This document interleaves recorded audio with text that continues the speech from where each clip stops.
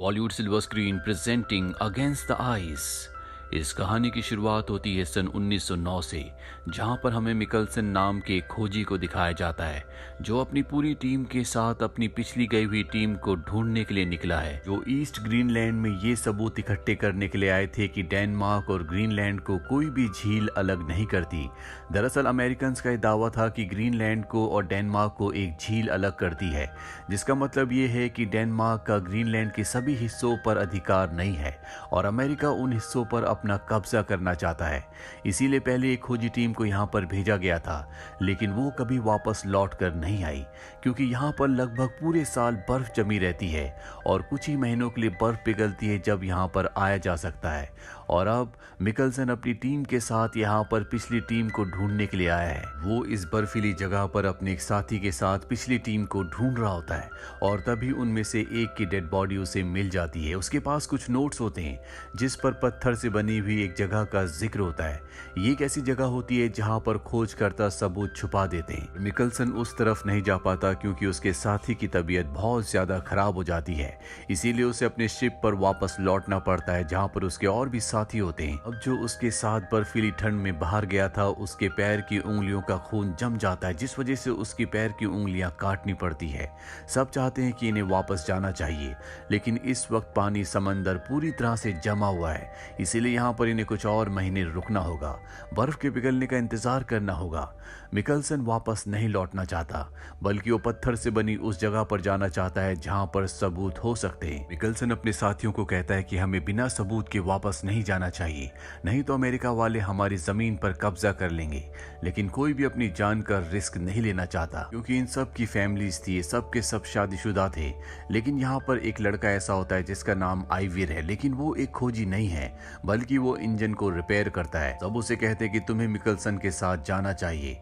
आइवियर ने मिकलसन के बारे में बहुत सुना होता है, हालांकि वो खोजी नहीं है, लेकिन वो आर्मी में सर्व कर चुका है, इसीलिए वो मिकलसन के साथ जाने के लिए तैयार हो जाता है। हालांकि मिकलसन को पता है कि आइवर को कोई भी नॉलेज नहीं है, लेकिन उसे अपना एक साथी चाहिए और ये दोनों के दोनों दो स्लेड लेकर स्लेड को डॉक्स खींचते हैं, यहाँ से अपने सफर पर निकल पड़ते हैं। ये दिन में सफर करते और रात को आराम। मिकलसन आइवर से बहुत कम ही बात किया करते थे और ज्यादातर अपने काम पर ध्यान देते थे। साथ ही वो जहां जहां से गुजर रहे थे उन सब के रिकॉर्ड्स, उन सब के डेटा अपने पास इकट्ठा कर रहे थे। कुछ दिन इनके इसी तरह से गुजर जाते हैं क्योंकि रास्ता बिल्कुल सपाट और सीधा था। और एक दिन जब ये लगातार आगे बढ़ रहे होते हैं तो आइवर अपने डॉग्स की स्लेड की स्पीड बढ़ा देता है, जिससे एक हादसा हो जाता है और उसका स्लेड एक खाई में गिर जाता है, जिस वजह से उसका जो लीड डॉग होता है उसकी मृत्यु हो जाती है। हालांकि आइवर को बताया गया था कि तुम्हें किसी भी डॉग से लगाव नहीं करना, क्योंकि इनके डॉग इस तरह के सफर पर अक्सर मारे जाते हैं।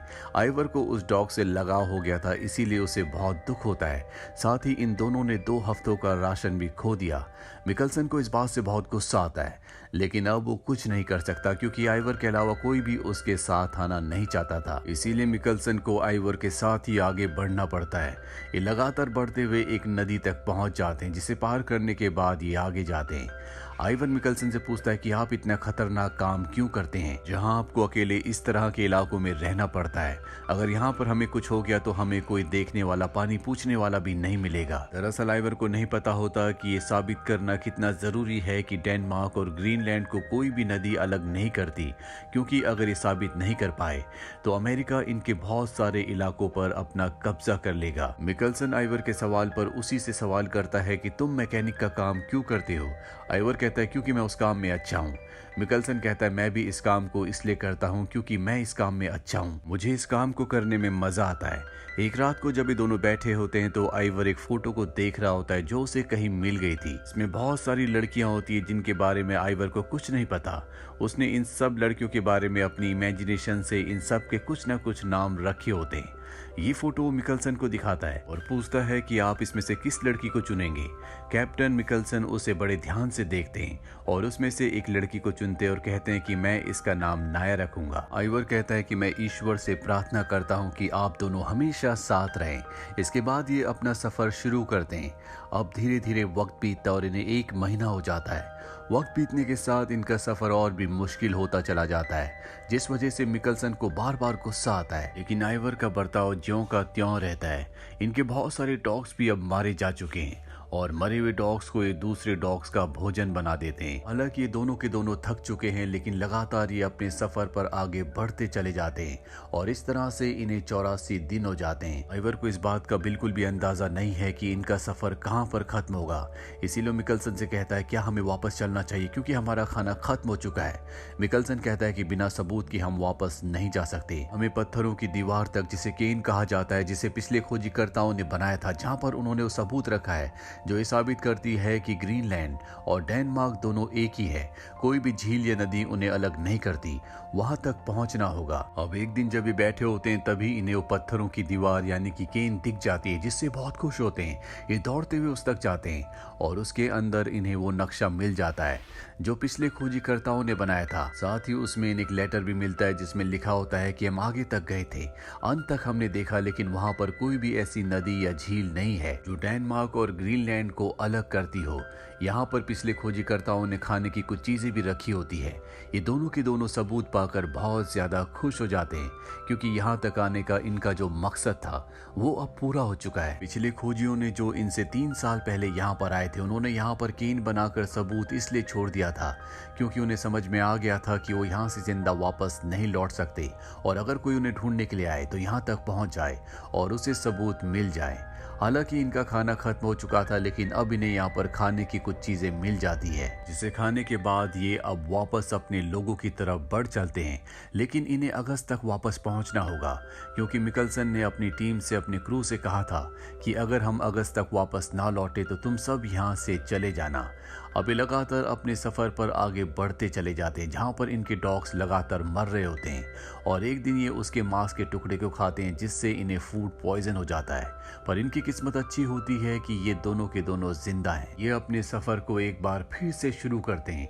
रात को एक जगह पड़ाव डालते हैं जिसके बाद आइवर अगली सुबह शिकार करने के लिए बर्फ में निकल पड़ता है और जब वो खाली हाथ वापस लौटता है तो उसे डॉग के जोर जोर से भौंकने की आवाज आती है। वो समझ जाता है कोई ना कोई खतरा है।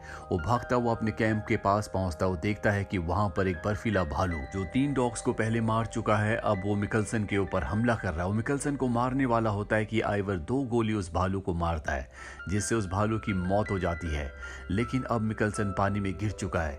आइवर किसी तरह से उसे पानी से बाहर निकालता है और इसके बाद वहीं पर अगले 2 दिनों तक मिकलसन के साथ रुकता है क्योंकि उसकी तबीयत बहुत ज्यादा खराब हो चुकी होती है। कैप्टन मिकलसन जब ठीक हो जाते हैं तो ये तय करते हैं कि ये अपने स्लेड को यहीं पर छोड़कर आगे का सफर तय करेंगे क्योंकि इतने भारी स्लेड को अब ये खींच नहीं सकते। ये दोनों के दोनों अपना सफर तय करते हैं।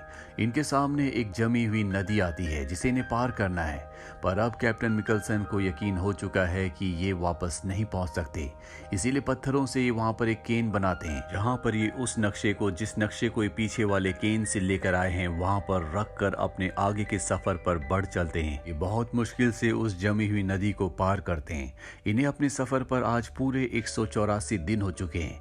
ये लगातार आगे बढ़ते चले जाते हैं और तभी इन्हें अपने शिप का टॉप दिखता है जिसे देखकर ये दोनों के दोनों बहुत खुश हो जाते हैं। ये अपने साथियों को आवाज लगाते हैं लेकिन इन्हें कोई भी जवाब नहीं देता क्योंकि सब के सब वापस जा चुके हैं और जिस जहाज का टॉप इन्होंने देखा था वो टूट चुका होता है। उसी की लकड़ी से इनके साथियों ने इनके लिए एक केबिन बनाया होता है जिसके अंदर इनका 1 साल का राशन भी रखा होता है। ये दोनों के दोनों अंदर चले जाते हैं। इन्हें बहुत दुख होता है कि इनके साथी वापस लौट गए, लेकिन यहाँ पर मिकलसन अपनी हिम्मत नहीं हारता।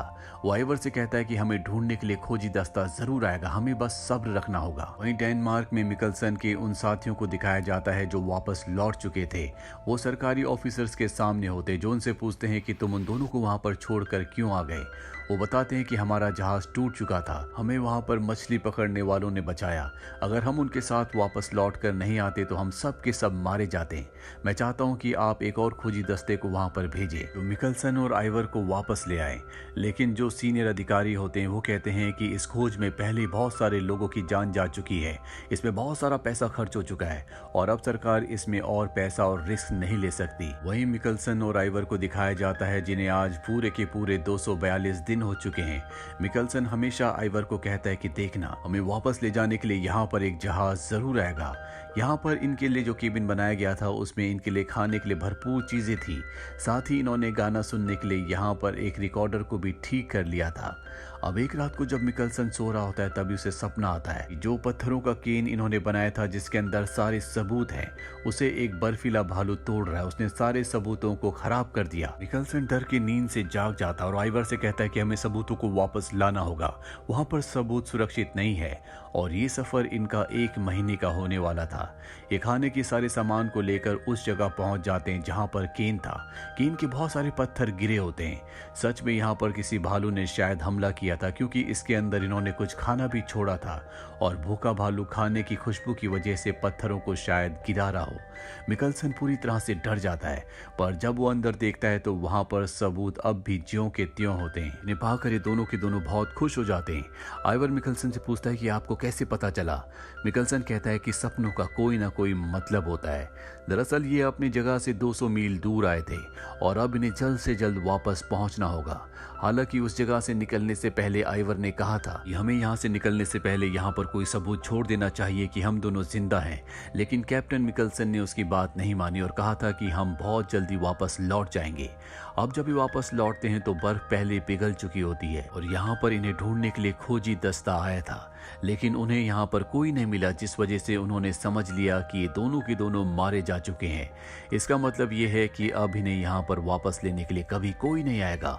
आइवर इस बात से पूरी तरह से टूट जाता है। अति मिकलसन को भी गुस्सा आता है। उसे एहसास होता है कि उन्हें यहाँ पर नोट छोड़कर जाना चाहिए था।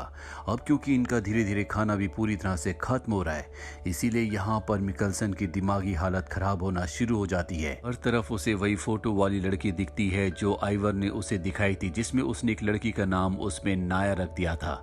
वो नाया से बात करता रहता है और आज इन्हें यहाँ पर पूरे 3 साल होने वाले हैं। वहीं हमें डेनमार्क में दिखाया जाता है जहां पर मिकलसन का जो दोस्त होता है, जिसने एक बार पहले भी इनके लिए मदद भिजवाई थी, वो एक बार फिर से अपने सीनियर ऑफिसर के पास जाता है और कहता है कि मुझे पूरा यकीन है कि मिकलसन और आइवर दोनों के दोनों जिंदा है, क्योंकि जब उन्हें ढूंढने के लिए मदद भेजी गई थी तो उन्हें उस केबिन के अंदर खाने पीने के जूठे बर्तन मिले थे, जिससे साबित होता है कि वो दोनों के दोनों जिंदा हैं। उनके पास सबूत हैं। हमें उन्हें लेने के लिए एक बार फिर से जाना चाहिए, लेकिन उसकी रिक्वेस्ट को पूरी तरह से खारिज कर दिया जाता है।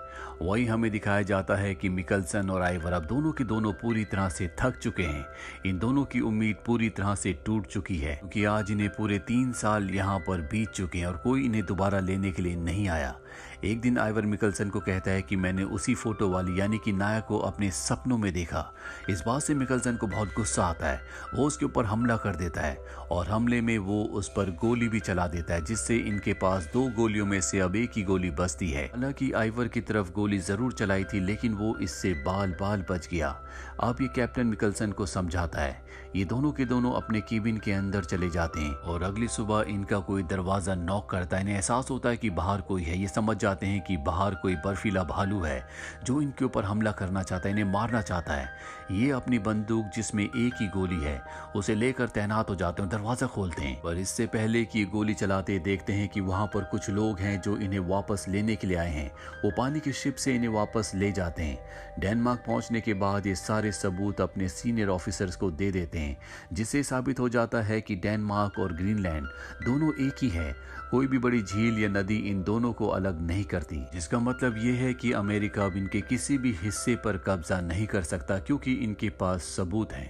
ये दोनों के दोनों बहुत फेमस हो जाते हैं क्योंकि इन्होंने ऐसा काम किया है जो शायद ही कोई कर पाता। यहाँ पर कैप्टन मिकलसन से वो फोटो वाली लड़की भी मिलने आती है जिसका नाम उसने नाया रखा था। दरअसल इसे कैप्टन मिकलसन पहले से जानता था। ये दोनों एक दूसरे से प्यार करते थे। इस बारे में आइवर को नहीं पता था, पर अब आइवर को समझ में आ जाता है कि जब उसने कैप्टन मिकलसन को कहा था कि नाया उसके सपनों में आई थी तो क्यों उन्होंने उसके ऊपर गोली चलाई, क्यों वो अपना आपा खो बैठे थे। 1 साल बाद मिकलसन नाया से शादी कर लेते हैं। मिकलसन और आइवर जिंदगी भर दोस्त बन के रहते हैं और आइवर ने कभी भी दोबारा से उस बर्फीली जगह पर, जिसे आर्टिक कहा जाता है, वहां पर कदम नहीं रखा। अंत में इन दोनों की असली फोटो को भी दिखाया जाता है, जिससे हमें इनके असली चेहरे दिखते हैं। और इसी के साथ ये सच्ची कहानी जिसका नाम है अगेंस्ट द आइस यहीं पर खत्म हो जाती है। उम्मीद करते हैं कि ये कहानी आपको पसंद आई होगी।